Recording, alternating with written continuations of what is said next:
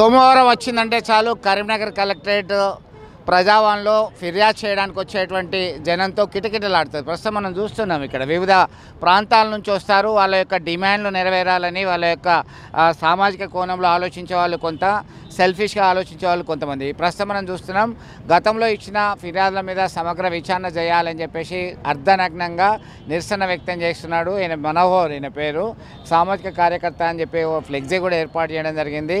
ముఖ్యమంత్రి రేవంత్ రెడ్డికి బట్టి విక్రమార్క, పొన్నం ప్రభాకర్, దుద్దిల శ్రీధర్బాబు, వీళ్ళు నలుగురు మంత్రుల పేర్లు కూడా మెన్షన్ చేయడం జరిగింది. కొత్తపల్లి మండలం రేకుర్తి గ్రామంలో ఉన్నటువంటి మున్సిపల్ కౌన్సిల్ కొత్తపల్లికి సంబంధించి 18 మరియు 19వ డివిజన్లో జరిగిన అక్రమాల గురించి గతంలో ఫిర్యాదు చేసినా కానీ పట్టించుకోలేదు. రేకుర్తి సమ్మక్క సార్లమ్మ గుట్ట కావచ్చు, 55 సర్వే నెంబర్లో అక్రమాలు నిర్వహించాయి, 137లో కూడా అక్రమాలు నిర్వహించారు. గత కొంతకాలం నుంచి కూడా దీని మీద వివాదాస్పదంగా జరుగుతున్నటువంటి అంశంగా చూసుకోవచ్చు. దీనిలో పలువురి పేర్లు కూడా అధికార దుర్వినియోగం చేసి అక్రమ లావాదేవీలకు పాల్పడిన అధికారులు అంటూ ఎంఆర్ఓ చిల్ల శ్రీనివాస్, హద్దులు నిర్ణయించి భూమి కొలతల చేసిన అధికారి వేణు, అలాగే ఖాళీ స్థలాలకు ఇంటి నెంబర్లు అని చెప్పేసి ఆ ఫ్లెక్సీలో మెన్షన్ చేశారు. ఏంది అసలు ఆయన అడుగుదాం, మనోహర్ని అడిగి తెలుసుకుందాం. మనోహర్, చెప్పండి, ఏంటి అసలు మీరు ఎందుకు అర్ధనగ్నంగా నిరసన వ్యక్తం చేస్తున్నారు? పెద్ద ఎత్తున ఈ ఫ్లెక్సీ కూడా పెట్టడం జరిగింది. ఏమైంది అసలు? మీ దగ్గర ఏం ఆధారాలున్నాయి? ఎందుకు ఇట్లా నిరసన చేయాల్సి వస్తుంది? కొత్తపల్లి మండలం రేకుర్తి గ్రామం ప్రస్తుతం కరీంనగర్ మున్సిపల్ కార్పొరేషన్ పరిధిలోని 18, 19వ డివిజన్.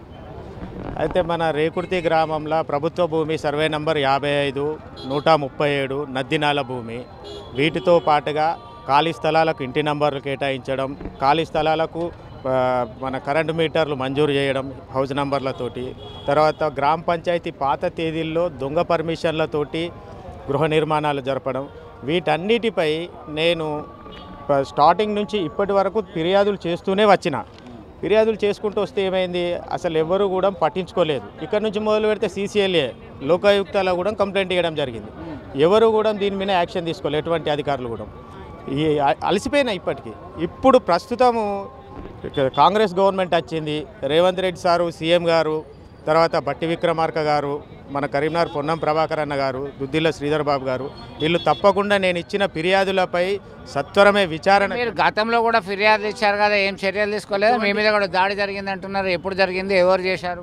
ఇది జనవరి 24వ తారీఖు 2023 రోజున ఈ ప్రభుత్వ భూములను కాపాడాలని నేను ఫిర్యాదులు చేస్తే నా మీద దాడి కూడా జరిగింది, చంపడానికి ప్రయత్నం చేశారు. అయినా కూడా భగవంతుని దయతో నేను బతికిన. దీనికి అంతటికీ కారణం సంబంధిత లోకల్ ప్రజాప్రతినిధులు ఉన్నారు.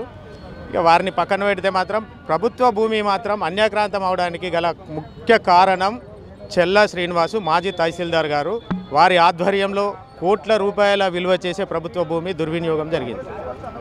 అయితే మీరు ఏం డిమాండ్ చేస్తారు ఇప్పుడు? ఈ గవర్నమెంట్ ల్యాండ్ ఎన్ని ఎకరాలు మిస్యూజ్ అయింది అనుకుంటున్నారు? ఏం చేస్తే బాగుంటుంది? ఈ ప్రభుత్వ భూమికి సంబంధించి హద్దులు నిర్ణయించి హద్దు దిమ్మలకి ఏర్పాటు చేయించినట్టయితే అందులో ఎవరెవరు ఎంక్రోచ్మెంట్ అయ్యారనేది తెలుస్తుంది. ఆ హద్దు దిమ్మలు ఏర్పాటు చేయడానికి గల అధికారి వేణుగారు కేవలం పేపర్ వర్క్లో మాత్రమే చేసిండు, కానీ ఫిజికల్గా మాత్రం అక్కడ హద్దు దిమ్మలు ఏర్పాటు చేయించడానికి చేయలేదు. అంటే నూతన ప్రభుత్వమైన చర్యలు తీసుకోవాలంటారా? నేను ప్రగాఢంగా విశ్వసిస్తున్నా. ఇప్పుడు వచ్చిన ఈ కొత్తగా ఎలక్ట్ అయిన సీఎం రేవంత్ రెడ్డి గారు తప్పకుండా వీటిపై పూర్తిస్థాయి విచారణ జరిపించి తగు చర్యలు గైకొంటారు. అధికార దుర్వినియోగం చేసి అక్రమ లావాదేవీలకు పాల్పడిన అధికారులపై శాఖాపరమైన చర్యలు తీసుకుంటారని విశ్వసిస్తూ ఈరోజు జిల్లా కలెక్టర్ గారికి ఫిర్యాదు చేసి ఈ అర్ధనగ్న నిదర్శన ప్రదర్శించడం జరిగింది. గత కొంతకాలం నుంచి కూడా ఫిర్యాదు చేస్తూనే ఉన్నాము, అయితే చర్యలు తీసుకోవడంలో విఫలమవుతున్నారు ఈ అధికారులు. కొంతమంది రాజకీయ నాయకుల ప్రోద్బలంతోనే అధికార దుర్వినియోగానికి పాల్పడ్డారు తప్ప న్యాయం జరగలేదు. ప్రభుత్వ భూములను ఖచ్చితంగా కాపాడాలి, అంతవరకు నా నిరసన కొనసాగుతుంది అని చెప్పి స్పష్టం చేస్తున్నటువంటి పరిస్థితి మనం చూడవచ్చు. వీడియో జర్నలిస్ట్ సుమన్తో కలిసి చంద్రశేఖర్, RTV, కరీంనగర్. మరిన్ని వీడియోస్ కోసం ఛానల్ ని సబ్స్క్రైబ్ చేయండి, లేటెస్ట్ అప్డేట్స్ కోసం వాట్సాప్ ఛానల్ ని ఫాలో చేయండి, అండ్ లింక్ డిస్క్రిప్షన్ లో ఉంది.